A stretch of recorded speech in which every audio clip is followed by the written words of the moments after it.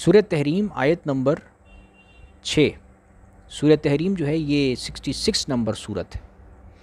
اس میں اللہ تعالیٰ ارشاد فرماتا ہے، جس کا اردو ترجمہ میں پڑھ کے سناؤں گا، کہ اے مومنو، اپنے آپ کو اور اپنے اہل و عیال کو یعنی بیوی بچوں کو جہنم کی آگ سے بچاؤ، جس کا ایندھن آدمی اور پتھر ہے۔ یہ اللہ تعالیٰ حکم ارشاد فرماتا ہے تمام مومنوں کو، مسلمانوں کو، کہ بسم اللہ الرحمن الرحیم، یا ایہا الذین آمنوا قوا انفسکم واہلیکم نارا وقودها الناس والحجارۃ علیہا ملائکۃ غلاظ شداد لا یعصون اللہ ما امرہم ویفعلون ما یؤمرون۔ اس آیت میں اللہ تعالیٰ حکم ارشاد فرماتا ہے کہ اے مومنو، اپنے آپ کو اور اپنے گھر والوں کو جہنم کی آگ سے بچاؤ، جس کا ایندھن آدمی اور پتھر ہیں، جس پر تند خوف فرشتے مقرر ہیں کہ جو حکم انہیں اللہ تعالیٰ ارشاد فرماتا ہے اس کی وہ نافرمانی نہیں کرتے۔ تو اب جہنم کی آگ سے کیسے بچایا جائے گا اہل و عیال کو؟ وہ اس طرح بچایا جائے گا کہ انہیں قرآن پر پابند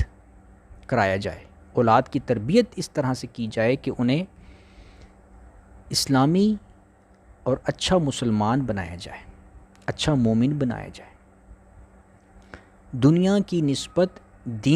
دینی تربیت ان کی زیادہ کی جائے۔ جس طرح انسان دنیا کے جو علوم ہوتے ہیں، جو دنیا کی جو ترقی ہوتی ہے، اس کے لیے والدین کتنا پیسہ اور دولت خرچ کرتے ہیں کہ ہمارا بیٹا بڑا ہو کر کچھ بن جائے، اہل بن جائے، کامیاب ہو جائے، اور گھنٹوں اولاد جو ہے وہ گھنٹوں اسٹڈی کرتی ہے، سالوں سال لگاتی ہے اپنی کالج یونیورسٹی کی تعلیم میں، اور کئی سال لگا کر جو ہے نا وہ دنیا میں کامیاب انسان بنتی ہے۔ لیکن قرآن پڑھنے کے لیے کوئی انسان 10 منٹ نہیں نکال سکتا۔ وہی اولاد جو ہوتی ہے وہ قرآن پڑھنے کے لیے 10 منٹ نہیں نکالتی، اور اگر کوئی مولوی صاحب اس کو مقرر کر دیا جائے کہ جی اس کو قرآن پڑھائیں بچپن میں، تو بس وہ اکتاہٹ سے پڑھتا ہے، اور رسمی طور پر بس وہ پڑھتا ہے اور سمجھتا نہیں ہے۔